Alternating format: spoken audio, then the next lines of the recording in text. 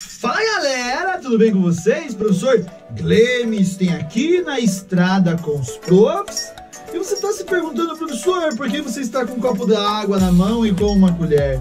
Porque eu quero saber, você sabe o porquê que ocorre este fenômeno aqui? Olha só, você olha ali, parece que a colher está quebrada e ao você olhar desta maneira, essa diferença some e assim a diferença aparece. Você sabe me explicar por que isso acontece? Então não saia daí, porque hoje a nossa aula vai ser sobre refração da luz. Então, bora lá, gente!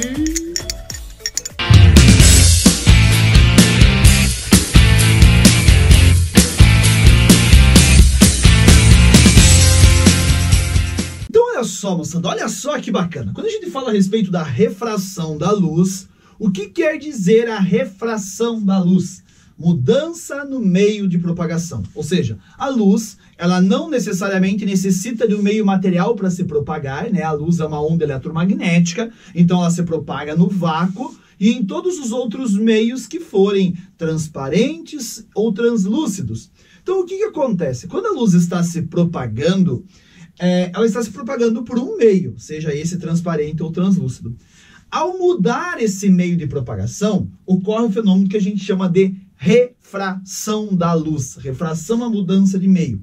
E eu coloquei aqui para vocês verem que a velocidade da luz no vácuo eu represento pela letra C, que vale 3 vezes 10 a 8, aproximadamente, metros por segundo. Ou também, se você quiser colocar aqui em quilômetros por segundo, é comum aparecer também 3 vezes 10 a quinta quilômetros por segundo. Então você sabe que no vácuo a luz ela viaja com uma velocidade bem alta, né? Mas esta velocidade da luz é no vácuo. Porque ao passar para um meio diferente, seja para o ar, seja para a água, seja a luz passar por um vidro, por exemplo, mudou-se o meio de propagação. Ocorreu o fenômeno chamado fenômeno da refração da luz. Aí você fala assim, professor, e esta mudança de meio de propagação, esta refração, ocasiona em quê? Muda em quê a respeito do comportamento e da propagação da luz? Olha só, moçada, que bacana!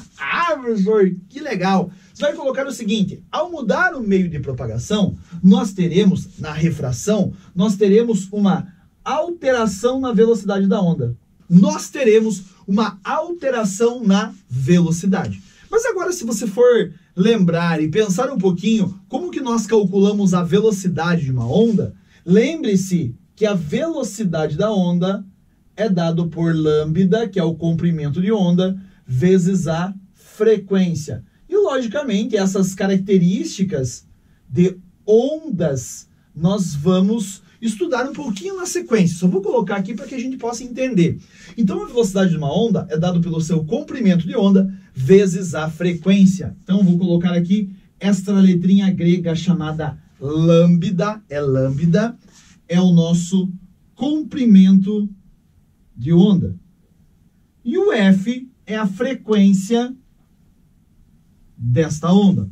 Consequentemente, se eu estou falando para vocês que a velocidade da onda, a luz, no caso da onda, muda ao passar para um meio diferente, quer dizer que se essa velocidade muda, uma dessas características também terão que mudar. Então, você fala assim, professor, mas então, essa velocidade, o professor falou que ocorre uma alteração na velocidade, mas alteração para mais ou alteração para menos? Bom, vamos lembrar que nós temos que 3 vezes 10 a 8 é a maior velocidade que a luz vai adquirir, que é a velocidade dela no vácuo, tá? Em nenhum outro meio a luz tem uma velocidade maior do que essa. Consequentemente, o que vai acontecer? Todos os outros meios transparentes ou translúcidos, a velocidade da luz vai ter um valor menor do que esse. Então, quando a luz passa a se propagar na água, por exemplo, a velocidade da luz na água vai ser menor do que 3 vezes 10 a 8. Quando a luz passa, por exemplo, do vácuo para o ar, ela vai diminuir um pouquinho também. Mas vocês vão perceber que na sequência nós vamos considerar, a fins de facilitar aí os nossos cálculos, que a velocidade da luz no vácuo vai ser o mesmo valor que a velocidade da luz no ar. Mesmo não sendo, tá? Quando a luz passa do vácuo para o ar, ela diminui um pouquinho a sua velocidade, mas diminui pouca coisa. Então, para fins aí de aproximações, a gente considera sendo a mesma coisa. Mas quando a luz se propaga, por exemplo, passa a se propagar na água, por exemplo, que é um meio transparente, ela vai diminuir a sua velocidade. Assim, a partir do momento que a luz passa a se propagar através de um vidro, por exemplo, que é um meio transparente, ela vai diminuir a sua velocidade. Então, nós vamos ter que analisar que meio ela vai ser ela vai ser o quê? Ela vai Nós temos que analisar que meio ela vai se propagar para analisar se essa velocidade vai aumentar ou vai diminuir. E como eu falei para vocês, velocidade é dado por lambda, que é o comprimento de onda, vezes a frequência. Aí você fala assim, professor, altera a velocidade. Beleza. Mas o que altera na velocidade? O comprimento de onda ou a frequência? Bem importante, pergunta característica de prova de vestibular. Você vai lembrar que quando ocorre a refração, a frequência ela vai ficar constante.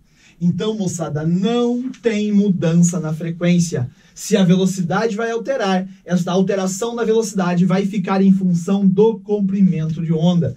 Então, você vai lembrar que na refração, se houver um aumento na velocidade, é porque houve um aumento no comprimento de onda.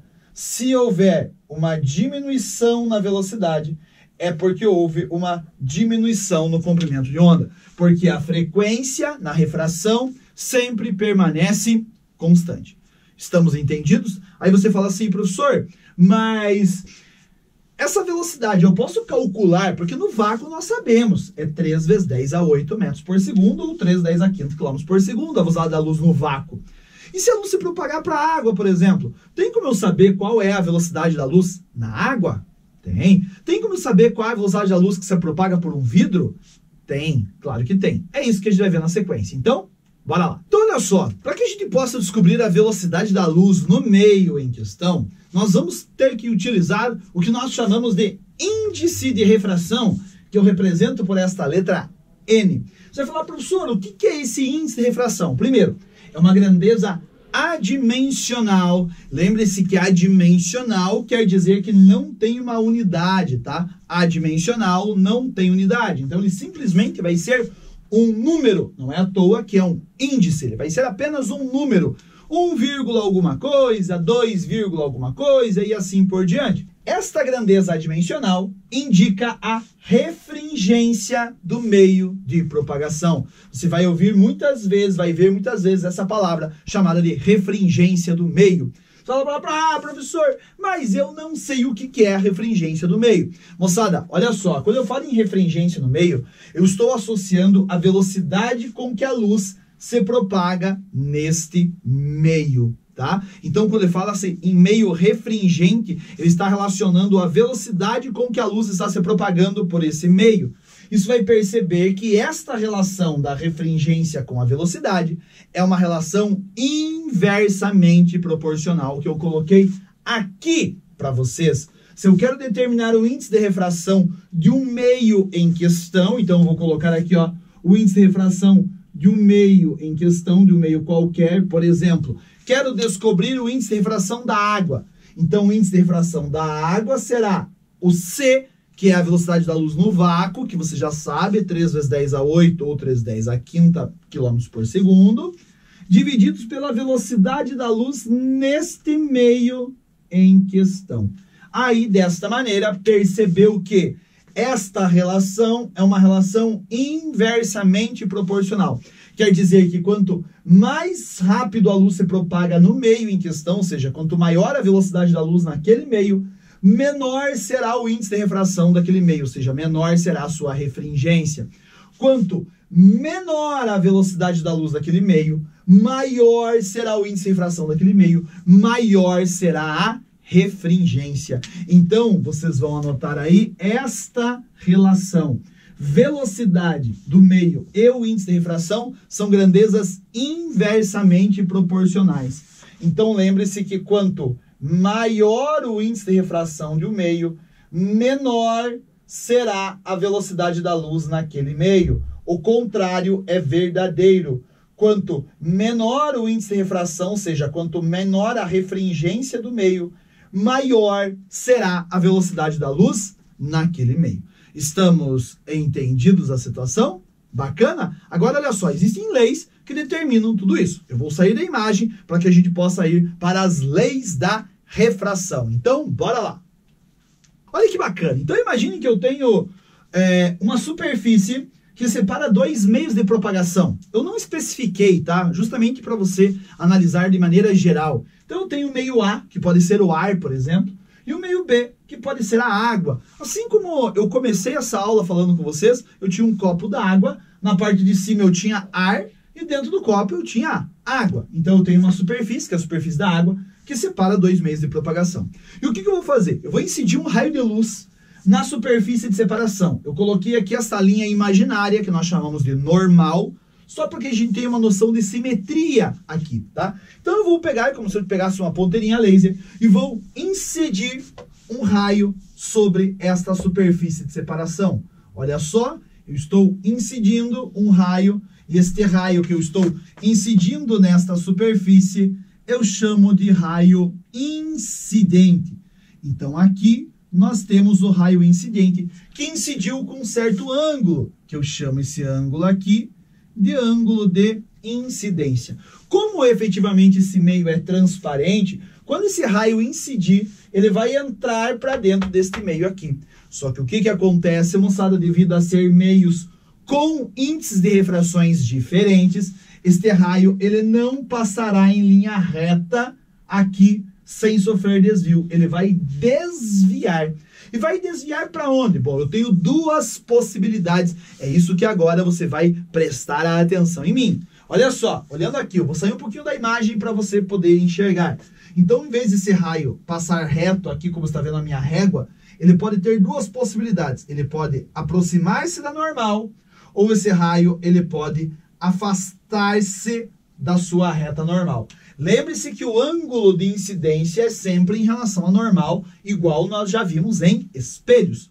Nesse caso, o que nós vamos fazer? Esse raio, ao passar aqui para dentro, eu vou colocar, eu já vou mostrar por quê, eu vou aproximar, ao passar para dentro do meio B, esse raio de luz, ele vai aproximar-se da normal.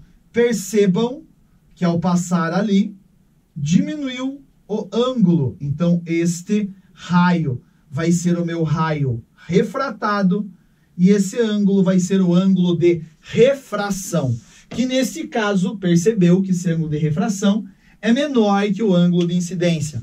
Quando isso acontece, o que aconteceu na verdade? Diminuiu a velocidade da luz. Quando a luz passa de um meio para o outro e ela se aproxima da normal, houve uma diminuição da velocidade. Por quê? Porque o índice de refração do meio B, consequentemente, vai ser maior que o índice de refração do meio A. Então, o que você vai anotar aí? Que aproximou-se da normal, quando tem a aproximação da normal, nós teremos que houve um desvio, aproximou-se da normal, quer dizer que o índice de refração é maior, consequentemente, a velocidade naquele meio será menor. E, consequentemente, o contrário será verdadeiro. Se ocorrer um afastamento do raio da normal, logicamente você vai falar, professor, mas aí eu sei, porque aí o índice de refração do meio vai ser menor, ocorre que a velocidade da luz naquele meio vai ser maior. Primeiro passo é você lembrar dessa característica aqui. Então, consequentemente, se você olhar para a representação que eu fiz aqui para vocês, você percebeu que o raio de luz, ao passar do meio A para o meio B, ele aproximou-se da normal. Se ele aproxima da normal, quer dizer que o índice de refração desse meio é maior. Então, neste exemplo que eu dei, o índice de refração do meio B é maior que o índice de refração do meio A. Consequentemente, a velocidade da luz no meio B é menor com que a velocidade da luz se propagava no meio A. Estamos entendidos? Esta relação você não pode esquecer. Extremamente importante. Quem vai fazer provas de vestibular no Enem gosta de perguntar muito sobre fenômenos ondulatórios, tá? Fenômenos ópticos, principalmente. Parte da reflexão, parte da refração, porque nós temos uma aplicação direta na parte lá das lentes que nós estudaremos na sequência, ok? Aí você fala assim, professor, mas eu posso relacionar tudo isso? Pode. Você pode relacionar este ângulo com uma lei chamada de Lei de Snell, também conhecida como Lei de Snell-Descartes. O que acontece, moçada? O que eu vou falar para vocês? Esta Lei de Snell, ela vai relacionar justamente o índice de refração com os ângulos de incidência e refração. Isso quer dizer que, na Lei de Snell, nós relacionaremos desta maneira. Se eu pegar o índice de refração do meio A, índice de refração do meio A, vezes o seno do ângulo de incidência, tem que ser igual ao índice de refração do meio B, vezes o seno do ângulo de refração. Vou pedir para vocês tomarem um pouquinho de cuidado, porque na hora de você usar essa equação, em geral, eu falo para vocês, ela é bem fácil porque é uma aplicação muito direta, tá? O índice de refração dos meios, em geral, você tem. Ele pode te dar o ângulo de incidência, ângulo de refração, tá? Aí ele vai pedir ou o índice de refração, ou vai pedir um ângulo em questão e assim por diante, tá? Eu só quero que você tome um pouquinho de cuidado. Quando eu coloco o índice de refração do meio A e meio B, não é o que está em cima ou o que está embaixo, tá? Quando eu coloco o índice de refração do meio A, que está junto com o ângulo de incidência, é da onde a luz está incidindo, ou seja, da onde ela vem. Então, este NA refere-se ao índice de refração, vou colocar assim, ó, desta maneira, do meio de onde a luz vem, tá? Só para você anotar aí. Então, o meio A, onde está relacionado com o seno do ângulo de incidência, é do meio de onde a luz vem. Nesse caso, você percebe que a luz está vindo do meio A e indo para o meio B. Então, o índice de refração que está junto com o seno do ângulo de refração refere-se a quem? Ao índice de refração do meio de onde a luz vai. Então, vou colocar aqui o meio de onde a luz vai. Vou colocar desta maneira aqui, porque nada impede, por exemplo, moçada, de a luz estar vindo do meio B e indo para o meio A. Tá? Nada impede isso. Então, sempre você tem que pensar. Você vai fazer a mesma coisa. Índice de refração de um meio vezes o seno do ângulo de incidência. Quem está junto com incidência é o índice de refração da onde a luz está vindo. Tá? Aí você vai falar, professor, então se fosse ao contrário, se a luz viesse do B e fosse para o A, este seria o ângulo de incidência e seria o índice de refração que está aqui. Este seria o ângulo de refração e esse meio seria o índice de refração que está aqui. Por isso que eu coloco desta maneira, para você não se confundir. Aí você pergunta, professor, entendi. Então quer dizer que a luz desvia, e você percebe que ocorre um desvio da luz, né? Ó, ao invés desta luz aqui, ó, vou até fazer em vermelho aqui para você ver. Ao invés dessa luz aqui passar em linha reta, ela desviou a sua trajetória. Ah, professor, entendi. Então sempre que ocorrer a refração, a luz vai desviar a trajetória. Não. Tem uma situação específica que você vai anotar aí agora.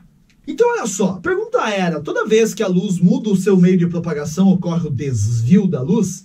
Como nós vimos anteriormente, um raio incidindo sobre o meio de separação, uma superfície, ela, quando passa para o meio mais refringente, ela aproxima-se da normal. Se fosse o contrário, se a luz passar do meio mais refringente para o meio menos refringente, ela afasta da normal. Porém, eu quero que você anote esta situação. Se a luz incidir perpendicularmente sobre uma superfície, ou seja, sobre a normal, não há desvios. Vai falar, professor, eu não entendi. Imagine agora você pegar esse raio de luz e incidir ele exatamente sobre a sua linha normal. Vou sair da imagem aqui, ó. Eu pegar esse raio de luz e incidir exatamente sobre a linha normal. Este agora vai ser o meu raio incidente. E isto vai te responder aquilo que eu perguntei no começo da aula sobre a colher. Quando a luz incidir exatamente sobre a normal, deixa de existir o ângulo de incidência, porque é sobre a normal, esse raio de luz passará em linha reta sobre a normal. Então, moçada, muito cuidado quando ele vai tentar relacionar a refração ao desvio. Ah, refração quer dizer que vai ocorrer desvio. Não, não quer dizer que vai ocorrer desvio. Pode ocorrer desvio se existir um ângulo entre o raio incidente e a normal. Agora, se o raio de luz incidir exatamente sobre a normal, ele passará sem sofrer desvios, ok? E aí, aquilo que eu perguntei no começo da aula, eu peguei a colher e coloquei dentro de um copo transparente, você viu lá, e você percebeu que quando eu deixava a colher na vertical, você não via diferença nenhuma, porque o raio de luz não sofria desvios. Agora, quando eu colocava e inclinava a colher, você percebia que parecia que a colher estava quebrada.